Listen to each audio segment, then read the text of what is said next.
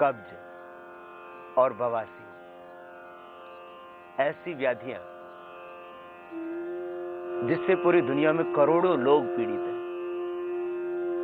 Constipation and piles, piles के साथ साथ फिशर,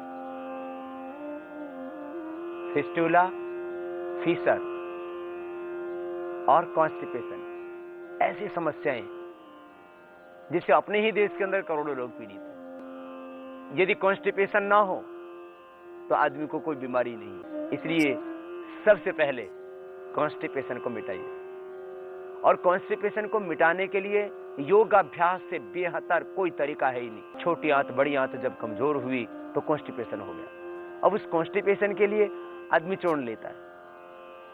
आयुर्वेद में भी पंचकार चूर्ण, त्रिफला चूर्ण, बहुत ज्यादा, ये रोज लेने की चीज नहीं है। पंचकार में भी सौंफ, सनाय, सौंठ, सेंधा नमक, छोटी हरड़, ये 5 चीजें, सौंफ, सनाय, सौंठ, सेंधा नमक, छोटी हरड़,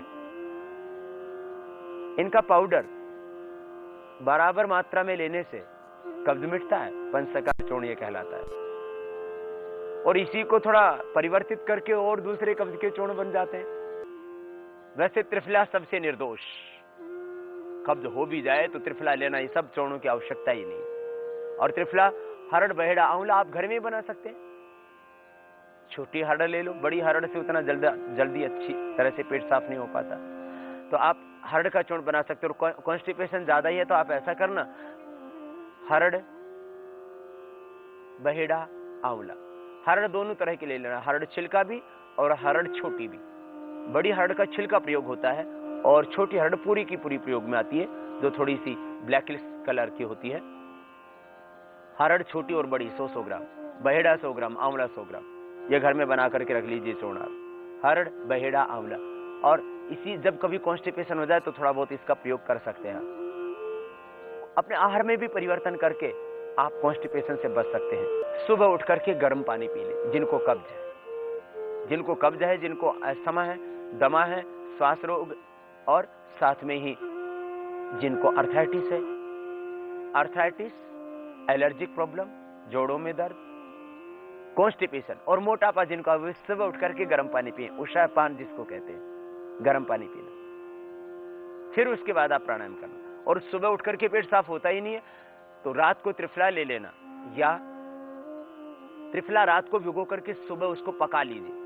1 से 2 चम्मच, ज्यादा कॉन्स्टिपेशन है या बहुत ज्यादा मोटे हैं आप, 1 से 2 चम्मच त्रिफला रात को भिगो दें और सुबह उसको उबाल लें। 1 चम्मच भिगोते हैं तो 1 गिलास पानी में, 2 चम्मच भिगोते हैं तो 2 गिलास पानी में 2 चम्मच त्रिफला डाल के रख दीजिए। रात को सुबह उबालिए, जब आधा गिलास बच जाए तब छान करके पी लीजिए उसको। 7 प्राणायाम, 7 आसन, 7 सूक्ष्म व्यायाम, कॉन्स्टिपेशन वाले इतने ही कर लेना। और सबसे ज्यादा बल देना कपालभाति और मंडूक आसन के ऊपर, इससे आपकी कॉन्स्टिपेशन परमानेंट क्योर हो जाएगी। 15% भी गिना जाए पूरे विश्व की आबादी को तो लगभग 100 करोड़ लोगों को, 100 करोड़ लोगों को कॉन्स्टिपेशन, और एक समाधान 100 करोड़ लोगों का, कपालभाति, प्राणायाम और मंडूक आसन। फिर क्यों ना करें प्राणायाम?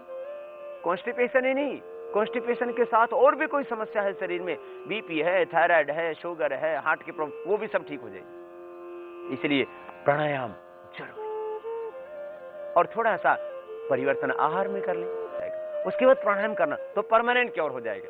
नहीं तो आपको रोज यही लेना पड़ेगा। अक्सर क्या होता है, आदमी एक बार कब्ज का चूर्ण लेना प्रारंभ करता तो उसके बिना फिर उसका पेट साफ होता ही नहीं। इसलिए इन कब्ज के चूर्णों से छुटकारा पाने के लिए जरूरी है कपालभाति, प्राणायाम, मंडूक आसन, और थोड़ा सा आहार व्यवस्था में परिवर्तन, वो भी सुन लीजिए जरा। उसके बाद आपको प्राणायाम और योगाभ्यास, 7 प्राणायाम, 7 आसन, 7 सूक्ष्म व्यायाम, ये तो एक पूरा पैकेज आपको करना ही करना है। आहार में परिवर्तन करके आप कॉन्स्टिपेशन को मिटा सकते हैं। सबसे पहला परिवर्तन, आप सुबह उठ करके पानी पीना दिनचर्या में। नाश्ते में आप पराठे नहीं खाना, नाश्ते में आप अंकुरित अन्न लीजिए। मूंग सबसे अच्छा अंकुरित अन्नों में, थोड़ा इसमें मूंगफली के 4-5 दाने, 4-5 दाने बादाम के, 5-7 मुनक्का इसी में आप ले सकते हैं। मुनक्का, बादाम इसी में ले लीजिए, पौष्टिक भी हो जाएगा ये। प्रातः रास आपका नाश्ता, 4-5 बादाम के दाने, 4-5 मूंगफली के दाने और लगभग 1 कटोरी मूंग, जितना आपको भूख हो उतना ले सकते हैं। मूंग अंकुरित किया हुआ, आपकी जो है कंप्लीट फूड हो आपका और बैलेंस फूड हो आपका, इसके लिए जरूरी है थोड़ा सा चेंज कर ले। अंकुरित अन्न, कभी आपने ले लिया पपीता तो कभी सेब। कॉन्स्टिपेशन के लिए सबसे अच्छी चीजें, सुबह अमरूद ले सकते हैं आप, अमरूद लें। किसी किसी को खाली पेट अमरूद खाने से गैस बन जाती है, तो फिर वो दोपहर के खाने के बाद अमरूद लें। अमरूद कॉन्स्टिपेशन के लिए बहुत अच्छी डाइट। अमरूद लीजिए, कोई चूर्ण खाने की आवश्यकता नहीं, न पंचकार, न दिव्य चूर्ण, न उदरकल्प चूर्ण, और कोई भी बाजारू कोई भी चूर्ण, या आपको ये मैं त्रिफलादि भी बता रहा था, या जो है 7 द्रव्य बताए उनको बाल के, कुछ झंझट करने की आवश्यकता नहीं।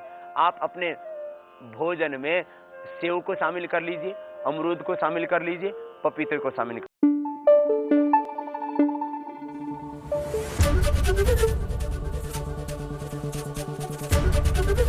एबीपी न्यूज आपको रखे आगे।